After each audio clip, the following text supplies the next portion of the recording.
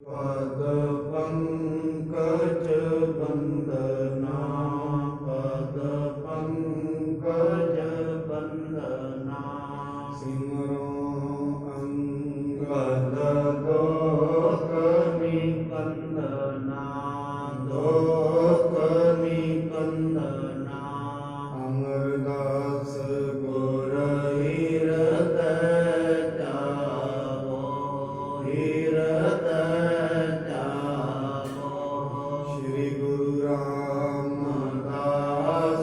गुण गावो श्री गुरु रामदास गुण गावो गुरु अर्जन विघ्नन के नाशक विघ्नन के नाशक गुरु हर गोविंद शुभ मत प्रकाशक शुभ मत प्रकाशक गुरु हर राय नमो कर जोरी नमो कर जोरी गुरु हर कृष्ण मनाय बहोरी मनाय बहोरी बहादुर परम कृपाला जी परम कृपाला गुरु गोविंद सिंह बेसाला गुरु गोविंद सिंह बेसाला तनोतरा पुर पुन पुन सीता जी पुन पुन सीता बंदो बार बार जगदीशा बंदो बार बार जगदीशा। श्री गुरु ग्रंथ साहिब महाराज जी की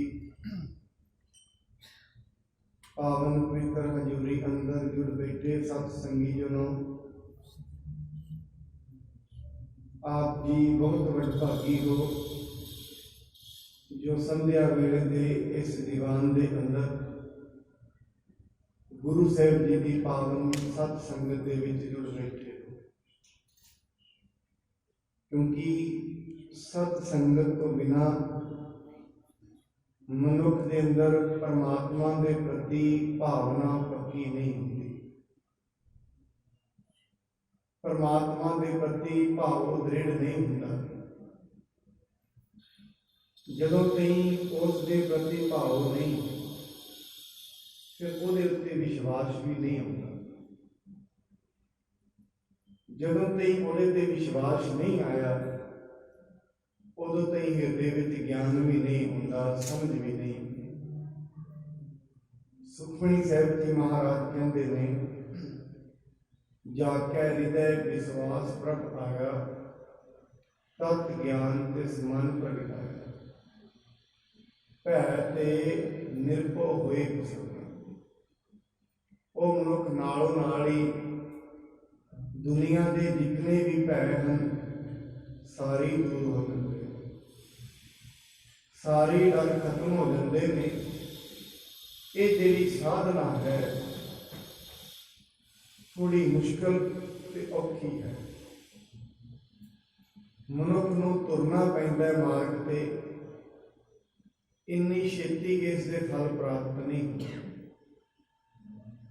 हौली हौली तुरना पैंदा है,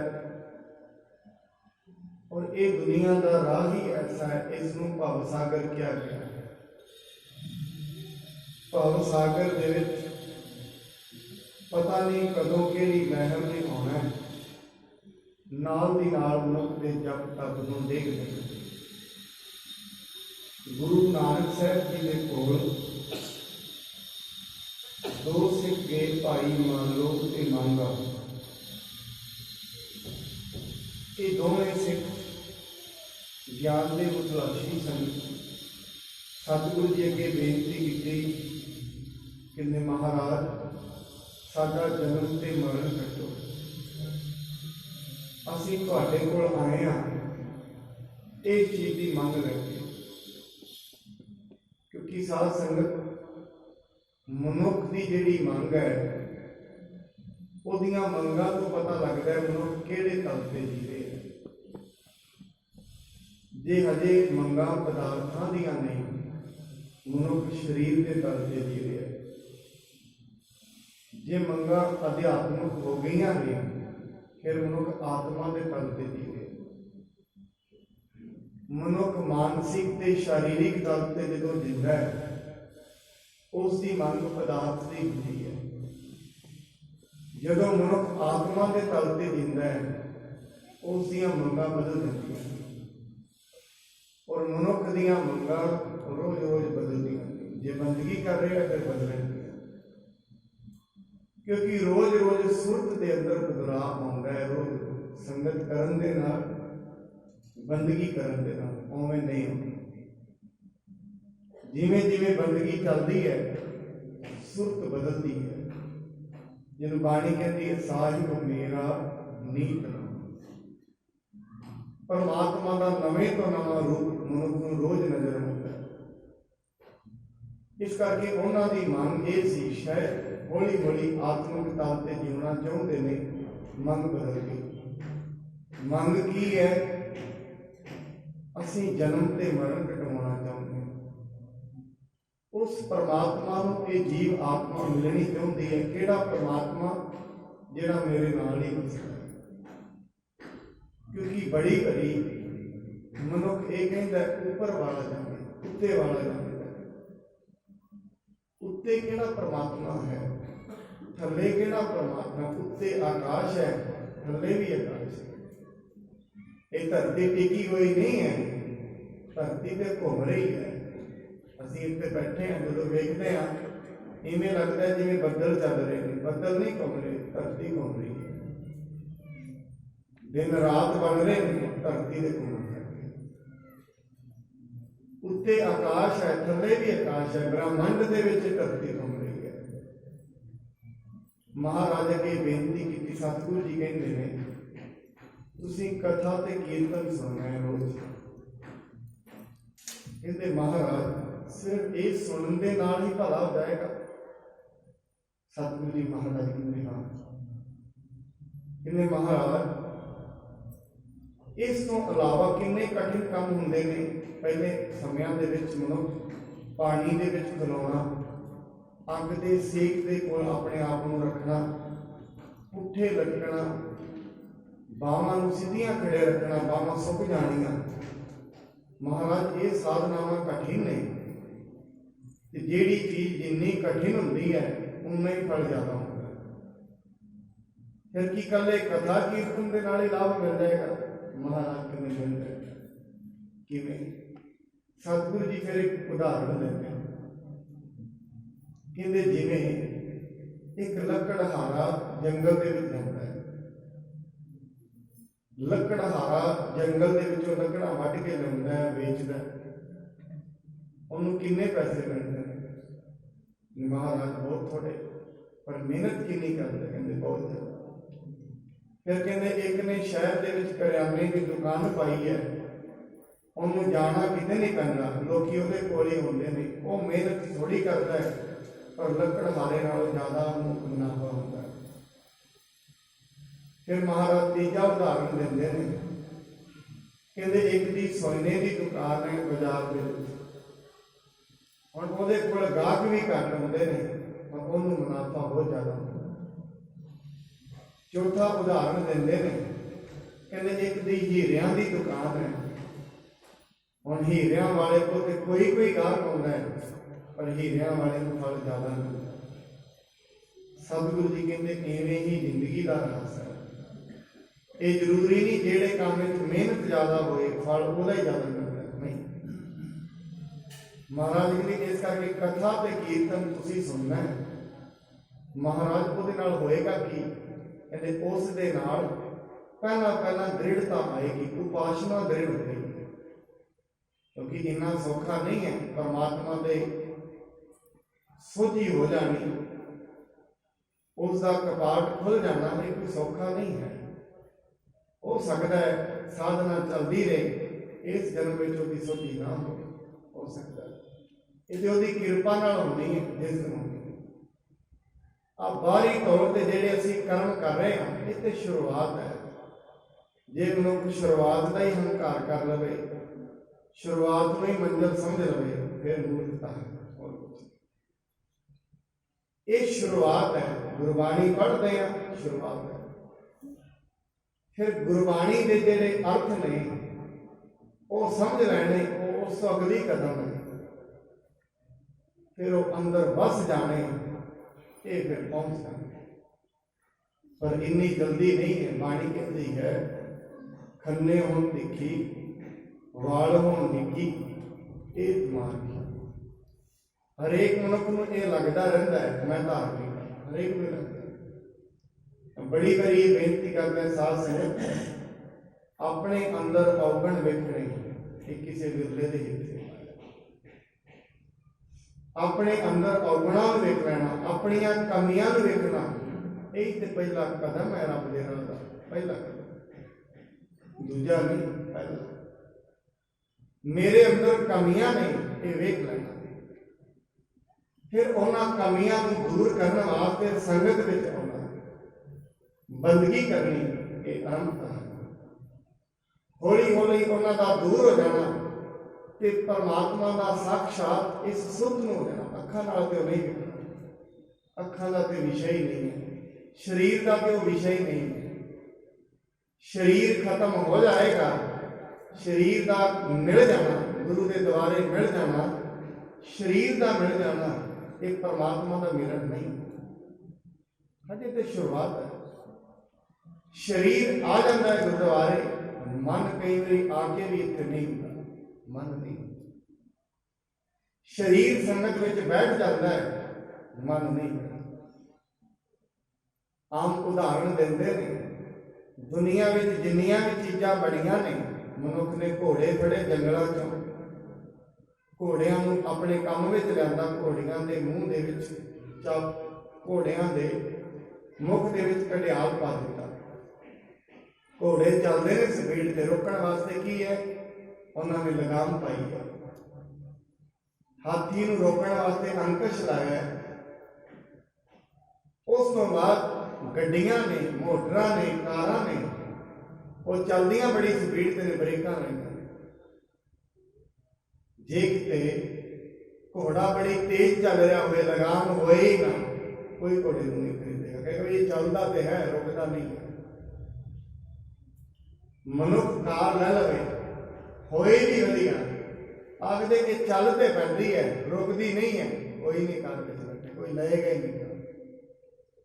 इवें मनुख का मन है, ये चल रहा है, ब्रेक दे कोई नहीं है, ब्रेक दे भाई इतने बैठा है, पता नहीं। महाराज तो कहते इन्नी इहदी स्पीड है, निमक माहे 4 गुंट फिरे। एक निमक दे विच घर भी हो जाता है, इतने बैठे, इन्नी स्पीड है। पर इससे ब्रेक नहीं है।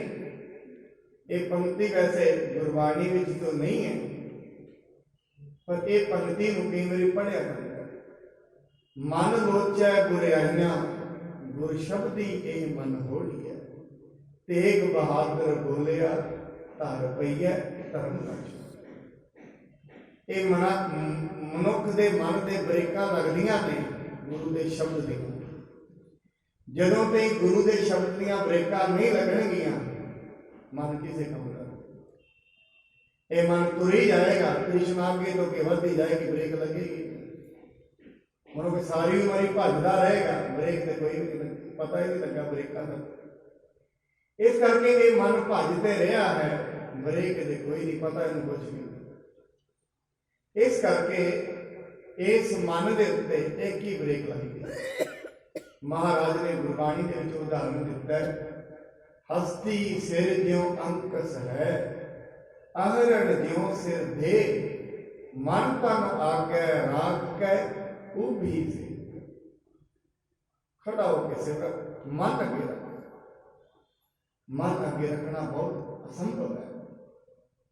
असंभव तो नहीं, संभव तो है, औखा है, ये शब्द वरती।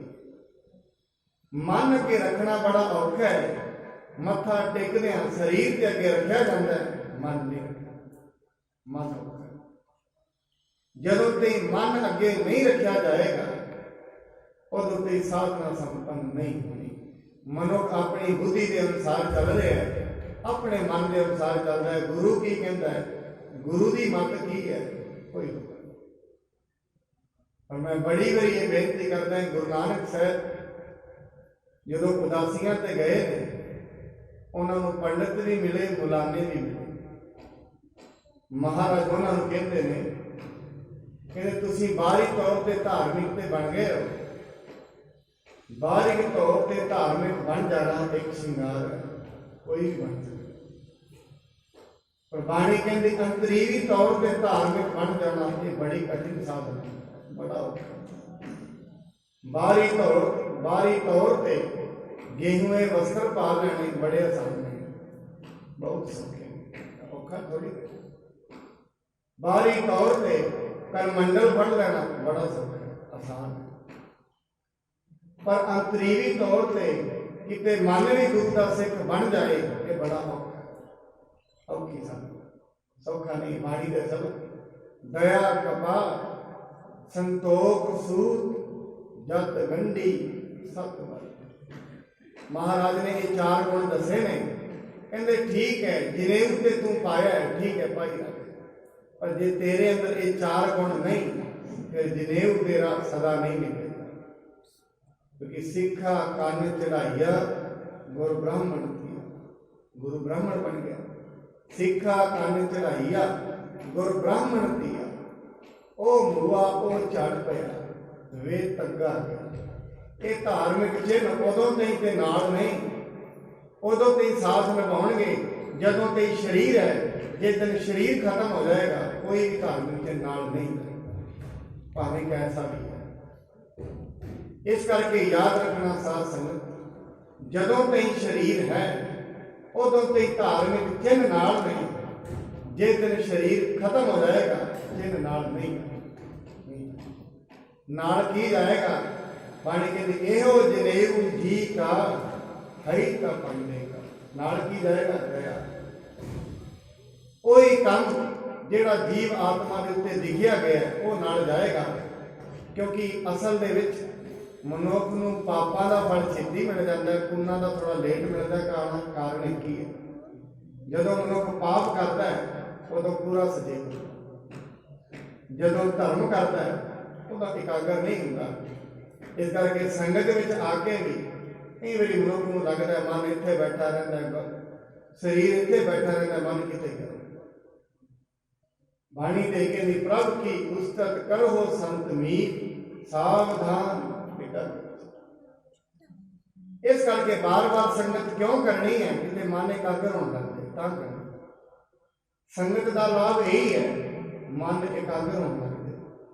जदों ही मन एकाग्र होएगा उदों ही परमात्मा का पता लगना, उदों ही इस धर्म का पता लगना, की दुनिया का लक्ष्य है, की मैं करन आया, उदों पता लगना। आओ नाल गुरु रामदास महाराज जी के पावन जिहड़े जीवन की गाथा है उसनूं आपां श्रवण करिए। कल ते आपां इह श्रवण कीता सी, गुरु रामदास महाराज जी ने पावन शरीर नूं त्याग दिता है। हुण सारी संगत कोल बैठी है, आओ किवें अंतिम संस्कार देह दा हुंदा है ਉਹਦੇ बारे जानने की कोशिश करिए। आरंभ करने तो पहला गुरु जी को बख्शे गुरु मंत्र नाल संग पाइए। सतनाम श्री वाहे गुरु साहिब जी, सतनाम श्री वाहे गुरु साहिब जी।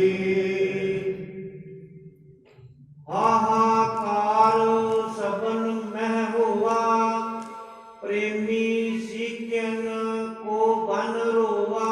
जिवें महाराज ने शरीर नूं त्यागा, जेड़े प्रेमी सिख ने हाहाकार हो रही है। जेड़े प्रेमी सिख ने उन्हां दे हिरदे ने जेड़े थोड़े द्रवित होए ने, अखां दी विच अथरू ने, थोड़ा रो रहे ने। कारण की है, रुदन हो रहे है, विलाप कर रहे ने। किस चीज का? सतगुरु जी साडे तो विछड़ गए हन। सिमर सिमर गुर के उपदेश ਮਨ ਪਾਛੇ ਹੋਏ ਸ਼ੋਕ ਨ ਲੇਸ। ਪਰ ਹੁਣ ਉਹਨਾਂ ਦਾ ਤੇ ਪ੍ਰੇਮ ਹੈ ਤਾਂ ਉਹਨਾਂ ਦੇ ਥੋੜੇ ਅਥਰੂ ਆਉਂਦੇ ਨੇ, ਪਰ ਉਹਨਾਂ ਨੂੰ ਗੁਰੂ ਦਾ ਉਪਦੇਸ਼ ਵੀ ਯਾਦ ਆਉਂਦਾ ਹੈ ਕਿ ਮੇਰੇ ਪਿੱਛੋਂ ਕਿਸੇ ਨੇ ਰੋਣਾ ਨਹੀਂ। ਸਾਡੇ ਜਾਣ ਤੋਂ ਪਿੱਛੋਂ, ਸਰੀਰ ਦਾ ਤਿਆਗ ਕਰਨ ਦੇ ਪਿੱਛੋਂ ਕਿਸੇ ਨੇ ਵਿਲਾਪ ਨਹੀਂ ਕਰਨਾ ਹੈ। ਪਠਨ ਕੀਰਤਨ ਸ੍ਰੀ ਸਤਨਾਮ, ਕਰੋ ਭਜਨ ਮਿਲ ਕੈ ਨਰ ਗ੍ਰਾਮ। ਇਸ ਕਰਕੇ ਗੁਰੂ ਜੀ ਨੇ ਕਿਹਾ ਸੀ ਜਦੋਂ ਅਸੀਂ ਚਲੇ ਜਾਵਾਂਗੇ ਸਰੀਰ ਕਰਕੇ, ਕਿਉਂਕਿ ਗੁਰੂ ਸਰੀਰ ਕਰਕੇ ਸਾਰੇ ਹੀ ਜਾਂਦੇ ਨੇ, ਭਾਵੇਂ ਕੋਈ ਸੰਤ ਹੈ ਭਾਵੇਂ ਕੋਈ ਰਾਖਸ਼ ਹੈ। ਸਰੀਰ ਕਰਕੇ ਬੁਰਾਈ ਵੀ ਜਾਂਦੀ ਹੈ, ਸਰੀਰ ਕਰਕੇ ਅੱਛਾਈ ਦਾ ਸਰੀਰ ਵੀ ਜਾਂਦਾ ਹੈ, ਬੁਰਾਈ ਦਾ ਵੀ। ਗੁਰਬਾਣੀ ਵਿੱਚ ਜਿਹੜਾ ਉਦਾਹਰਣ ਹੈ, ਰਾਮ ਗਇਓ ਰਾਵਣ ਗਇਓ, ਦੋਵੇਂ ਗਏ। ਰਾਮ ਜੀ ਦਾ ਵੀ ਸਰੀਰ ਗਿਆ ਹੈ, ਰਾਵਣ ਦਾ ਵੀ ਗਿਆ। ਸਰੀਰ ਕਰਕੇ ਦੋਵੇਂ ਗਏ ਨੇ, ਪਰ ਯਾਦ ਰੱਖਣਾ ਆਤਮਿਕ ਤੌਰ ਤੇ ਗੁਰੂ ਕਿਤੇ ਜਾਂਦਾ ਨਹੀਂ ਹੈ, ਗੁਰੂ ਸਾਰੇ ਬ੍ਰਹਮੰਡ ਵਿੱਚ ਹੀ ਸਮਾਇਆ ਹੋਇਆ ਹੈ। ਸਰੀਰ ਕਰਕੇ ਤੇ ਗੁਰੂ ਚਲੇ ਜਾਂਦੇ ਨੇ, ਵੈਸੇ ਸਦਾ ਹੀ ਨਾਲ ਨੇ। ਸਰੀਰ ਕਰਕੇ ਕਿਉਂਕਿ ਗੁਰੂ ਪਰਮੇਸ਼ਰ ਦਾ ਹੀ ਰੂਪ ਹੁੰਦਾ ਹੈ, ਸਰੀਰ ਕਰਕੇ ਵਿਛੋੜਾ ਹੋ ਜਾਂਦਾ ਹੈ, ਵੈਸੇ ਕਦੀ ਵਿਛੋੜਾ ਨਹੀਂ ਹੁੰਦਾ। ਇਸ ਕਰਕੇ ਰਾਮ ਗਇਓ ਰਾਵਣ ਗਇਓ ਜਾ ਕੋ ਕਹੋ। ਸਰੀਰ ਕਰਕੇ ਸਾਰਿਆਂ ਨੂੰ ਹੀ ਜਾਣਾ ਪੈਂਦਾ ਹੈ, ਸਰੀਰ ਕਰਕੇ ਕੋਈ ਵੀ ਇੱਥੇ ਨਹੀਂ ਰਹਿ ਸਕਦਾ ਹੈ।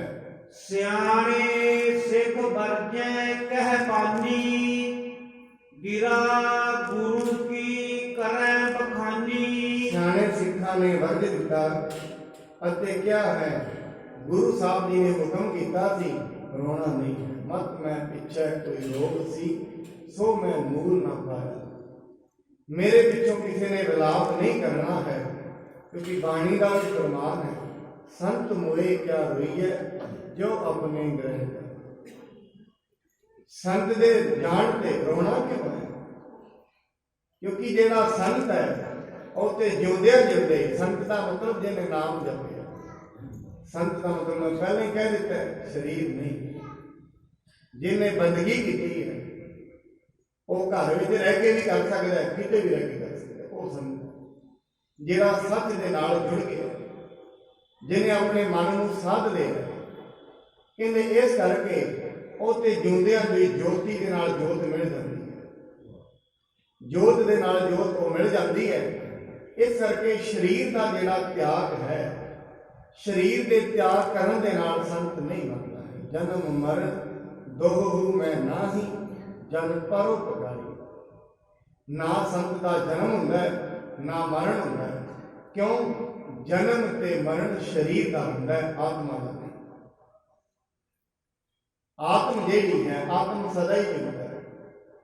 ਜਨਮ ਤੇ ਮਰਨ ਹੁੰਦਾ ਹੈ ਸਰੀਰ ਦਾ, ਔਰ ਸਰੀਰ ਵੀ ਕਿਉਂ ਮਿਲਦਾ ਹੈ? ਵਾਸ਼ਨਾਵਾਂ ਕਰਕੇ ਤਾਂ ਮਿਲਦਾ ਹੈ। ਉਹਨੂੰ ਸਰੀਰ ਕਿਉਂ ਮਿਲਦਾ? ਜਿੰਨੇ ਪ੍ਰਾਣੀ ਇੱਥੇ ਘੁੰਮ ਰਹੇ ਆ, ਭਾਵੇਂ ਮਨੁੱਖਾ ਜਾਤੀ ਹੈ, ਭਾਵੇਂ ਪਸ਼ੂ ਨੇ, ਪੰਛੀ ਨੇ, ਜੋ ਵੀ ਆਪ ਜੀ ਨੂੰ ਵੇਖ ਰਿਹਾ ਹੈ, ਸਰੀਰ ਮਿਲਿਆ ਵਾਸ਼ਨਾਵਾਂ ਕਰਕੇ। ਜਦੋਂ ਤੱਕ ਵਾਸ਼ਨਾਵਾਂ ਖਤਮ ਨਹੀਂ ਹੋਣਗੀਆਂ, ਸਰੀਰ ਬਾਰ-ਬਾਰ ਮਿਲਦਾ ਰਹੇ, ਇਹ ਰੁਕੇਗਾ ਨਹੀਂ, ਬਾਰ-ਬਾਰ ਮਿਲਦਾ ਰਹੇ। ਔਰ ਇਹ ਕੋਈ ਪਹਿਲੀ ਵਾਰ ਨਹੀਂ ਮਿਲਿਆ ਹੈ, ਪਤਾ ਨਹੀਂ ਕਿੰਨੀ ਵਾਰੀ ਇੱਥੇ ਆਇਆ, ਕਿੰਨੀ ਵਾਰੀ ਗੁਰਬਾਣੀ ਦੇ ਗਈ। ਇਸ ਕਰਕੇ ਸਰੀਰ ਦੇ ਖਤਮ ਹੋਣ ਦੇ ਨਾਲ ਜੀਵ ਆਤਮਾ ਖਤਮ ਨਹੀਂ ਹੁੰਦੀ। ਜੇ ਉਹ ਖਤਮ ਹੋ ਜਾਂਦੀ ਹੈ, ਜੇ ਸਰੀਰ ਦੇ ਖਤਮ ਹੋਣ ਦੇ ਨਾਲ ਪਾਪ ਵੀ ਖਤਮ ਹੋ ਜਾਂਦੇ ਨੇ, ਫਿਰ ਬੰਦਗੀ ਕਰਨ ਦਾ ਕੀ ਹੋਵੇ? ਫਿਰ ਇੱਥੇ ਬੈਠਣ ਦਾ ਕੀ ਲਾਭ? ਸਰੀਰ ਦੇ ਖਤਮ ਹੋਣ ਦੇ ਨਾਲ ਪਾਪ ਖਤਮ ਨਹੀਂ ਹੁੰਦਾ। ਸਰੀਰ ਦੇ ਖਤਮ ਹੋਣ ਦੇ ਨਾਲ ਵਾਸ਼ਨਾਵਾਂ ਖਤਮ ਨਹੀਂ ਹੁੰਦੀਆਂ। ਜੇ ਵਾਸ਼ਨਾਵਾਂ ਖਤਮ ਹੋ ਜਾਂਦੀਆਂ ਨੇ ਸਰੀਰ ਦੇ ਖਤਮ ਹੋਣ ਦੇ ਨਾਲ, ਫਿਰ ਬੰਦਗੀ ਨੂੰ ਕਿਉਂ ਕਰੇਗਾ? ਸਰੀਰ ਦੇ ਖਤਮ ਹੋਣ ਦੇ ਨਾਲ ਵਾਸ਼ਨਾਵਾਂ ਦਾ ਖਾਤਮਾ ਨਹੀਂ ਹੈ, ਅਗਲਾ ਸਰੀਰ ਮਿਲ ਜਾਂਦਾ। ਕਿਹੜਾ ਮਿਲੇਗਾ? ਮੈਂ ਬੜੀ ਵਾਰੀ ਇਹ ਬੇਨਤੀ ਕਰਦਾ, ਗੁਰਬਾਣੀ ਦੇ ਵਿੱਚ ਕੁਝ ਤੇ ਦੱਸੇ ਨੇ ਵੀ ਕਿਹੜਾ ਕਿਹੜਾ ਮਿਲ ਸਕਦਾ। ਕਹਿੰਦੇ ਨੇ ਜੇ ਅੰਤ ਸਮੇਂ ਮਰਨ ਦੇ ਟਾਈਮ ਮਨੁੱਖ ਦੀ ਵਾਸ਼ਨਾ ਘਰ ਦੇ ਵਿੱਚ ਹੈ, ਪ੍ਰੇਤ ਦੀ ਦੁਨੀ ਵਿੱਚ ਹੈ। ਜੇ ਉਹ ਕਹਿੰਦੇ ਨੇ ਅੰਤ ਸਮੇਂ ਵਾਸ਼ਨਾ ਮਾਇਆ ਦੇ ਵਿੱਚ ਹੈ, ਸੱਪ ਦੀ ਦੁਨੀ ਵਿੱਚ ਹੈ। ਵਾਸ਼ਨਾ ਦੇ ਅਨੁਸਾਰ ਸਰੀਰ, ਇਹ ਜਿਹੜਾ ਅਸੀਂ ਸਰੀਰ ਵੇਖ ਰਹੇ ਹਾਂ, ਇਹਦੇ ਅੰਦਰ ਵੀ ਇੱਕ ਸਰੀਰ ਹੈ, ਜਿੱਥੇ ਸਭ ਕੁਝ ਵਾਸ਼ਨਾਵਾਂ ਲਿਖੀਆਂ ਪਈਆਂ ਨੇ ਉਹਦੇ ਅੰਦਰ, ਉਹਨੂੰ ਅਸੀਂ ਸੂਖਸ਼ਮ ਸਰੀਰ ਕਹਿੰਦੇ ਹਾਂ। ਉਹ ਜਿਹੜਾ ਸਰੀਰ ਹੈ ਉਹਦੇ ਵਿੱਚ ਮਨੁੱਖ ਦਾ ਇੱਕ ਇੱਕ ਲੇਖ ਉਕਰਿਆ ਪਿਆ ਹੈ, ਉਹਦੇ ਅਨੁਸਾਰ ਹੀ ਮਨੁੱਖ ਨੂੰ ਬਾਰ-ਬਾਰ ਜਨਮ ਮਿਲਦਾ ਹੈ। ਇਸ ਕਰਕੇ ਸਤਿਗੁਰੂ ਜੀ ਕਹਿੰਦੇ ਨੇ, ਗੁਰੂ ਸਾਹਿਬ ਹੁੰਦੇ ਨੇ ਜਿਹੜੇ, ਉਹ ਜਨਮ ਮਰਨ ਵਿੱਚ ਨਹੀਂ ਹੁੰਦੇ। ਸੰਤ ਮੁਏ ਕਿਆ ਰੋਈਐ ਜੋ ਆਪਣੇ ਗ੍ਰਹਿ ਜਾਏ, ਰੋਹ ਸਾਖਤ ਬਾਪੁਰੇ ਜੋ ਹਟ ਹਾਟ ਵਿਕਾਏ।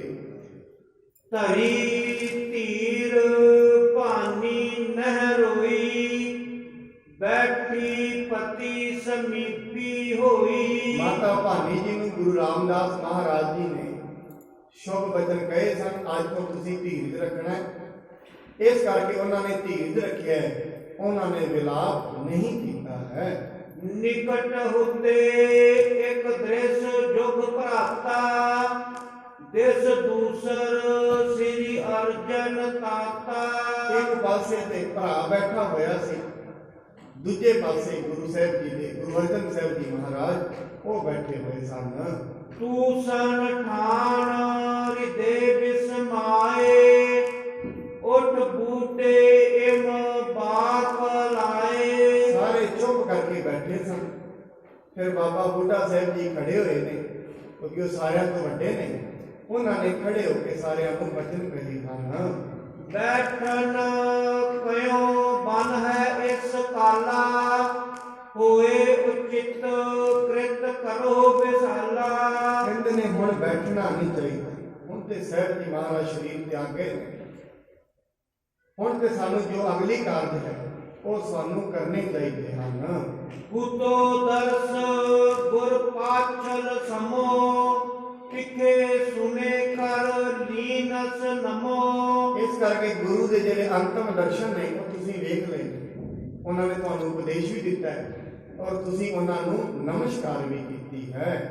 ਅਬ ਇਨਕੇ ਤਨ ਕੋ ਸੰਸਕਾਰ, ਕਰੈ ਹੋਏ ਸ੍ਰੀ ਅਰਜਨ ਤਿਆਰ।